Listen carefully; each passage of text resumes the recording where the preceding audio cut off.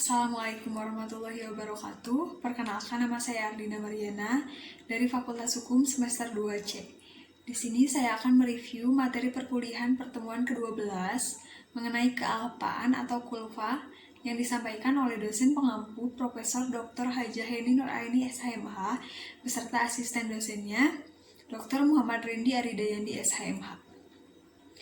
Nah, kealpaan atau kulpa merupakan kebalikan dari kesengajaan atau dapat juga disebut kurang hati-hati yang terdiri dari kealpaan disadari dan kealpaan tidak disadari. Unsur-unsur kealpaan yang pertama ada pelaku dapat menduga terjadinya akibat perbuatan.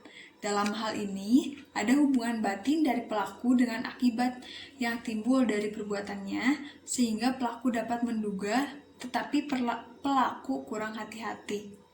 Nah, yang kedua ada pelaku kurang hati-hati. Bentuk-bentuk dari kealpaan itu ada 4. Yang pertama ada culpa lata, yaitu kealpaan berat. Yang kedua ada culpa levis, yaitu kealpaan ringan. Yang ketiga ada bewus skuld, yaitu kealpaan disadari. Nah, dalam hal ini pelaku dapat membayangkan atau memperkirakan kemungkinan timbulnya akibat dari perbuatan. Yang keempat ada unbewusst skuld, yaitu pelaku tidak dapat membayangkan akibat yang mungkin timbul dari perbuatan yang dilakukannya. Nah, yang selanjutnya ada kemampuan bertanggung jawab, yaitu keadaan batin atau jiwa seseorang yang sehat dan normal ketika melakukan tindak pidana. Nah, cara menentukan kemampuan bertanggung jawab adalah ada 3. Ada sistem deskriptif atau menyatakan, yang kedua ada sistem normatif atau menilai, dan yang ketiga ada sistem deskriptif normatif, yaitu gabungan dari yang pertama dan yang kedua, yaitu gabungan dari sistem deskriptif dan sistem normatif.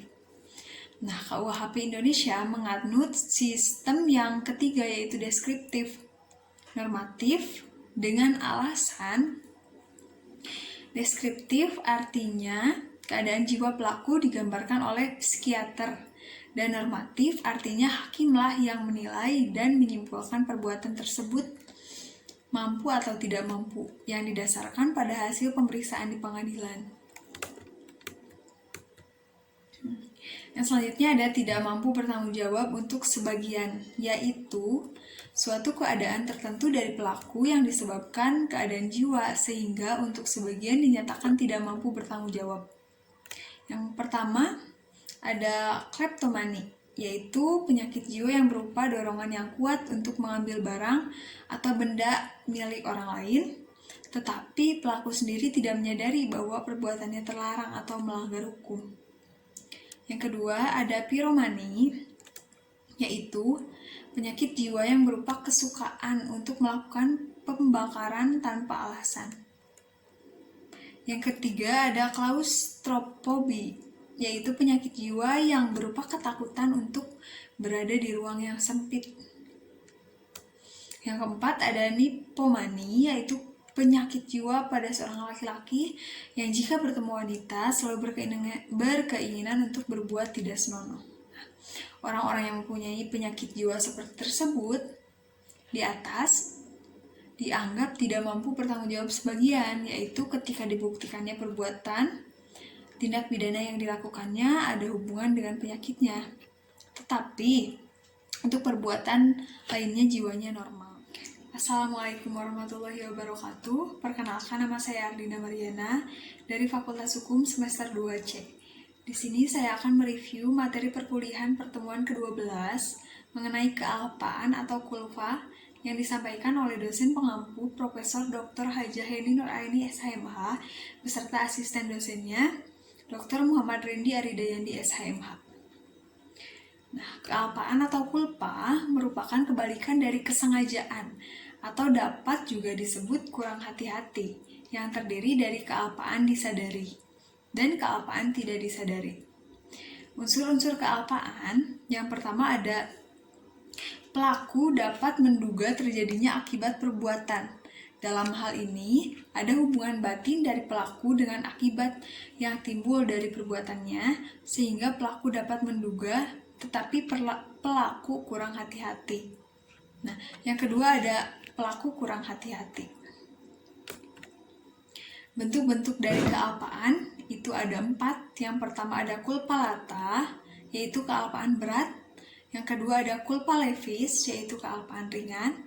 Yang ketiga ada bewus skuld, yaitu kealpaan disadari. Nah, dalam hal ini pelaku dapat membayangkan atau memperkirakan kemungkinan timbulnya akibat dari perbuatan. Yang keempat ada onbewus skuld, yaitu pelaku tidak dapat membayangkan akibat yang mungkin timbul dari perbuatan yang dilakukannya. Nah, yang selanjutnya ada kemampuan bertanggung jawab, yaitu keadaan batin atau jiwa seseorang yang sehat dan normal ketika melakukan tindak pidana. Nah, cara menentukan kemampuan bertanggung jawab adalah ada 3. Ada sistem deskriptif atau menyatakan, yang kedua ada sistem normatif atau menilai, dan yang ketiga ada sistem deskriptif normatif, yaitu gabungan dari yang pertama dan yang kedua, yaitu gabungan dari sistem deskriptif dan sistem normatif. Nah, KUHP Indonesia menganut sistem yang ketiga, yaitu deskriptif normatif, dengan alasan deskriptif artinya keadaan jiwa pelaku digambarkan oleh psikiater, dan normatif artinya hakimlah yang menilai dan menyimpulkan perbuatan tersebut mampu atau tidak mampu, yang didasarkan pada hasil pemeriksaan di pengadilan. Yang selanjutnya ada tidak mampu bertanggung jawab untuk sebagian, yaitu suatu keadaan tertentu dari pelaku yang disebabkan keadaan jiwa sehingga untuk sebagian dinyatakan tidak mampu bertanggung jawab.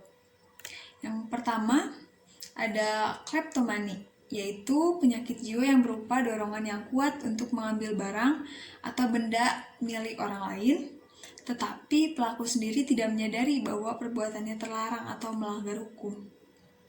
Yang kedua ada piromani, yaitu penyakit jiwa yang berupa kesukaan untuk melakukan pembakaran tanpa alasan. Yang ketiga ada klaustrofobi, yaitu penyakit jiwa yang berupa ketakutan untuk berada di ruang yang sempit. Yang keempat ada nipomani, yaitu penyakit jiwa pada seorang laki-laki yang jika bertemu wanita selalu berkeinginan untuk berbuat tidak senonoh.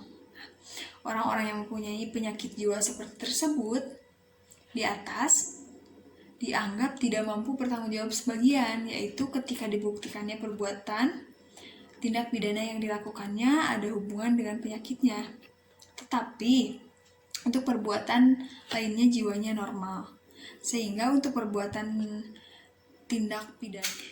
Sekian review materi yang dapat saya sampaikan, kurang lebihnya mohon maaf.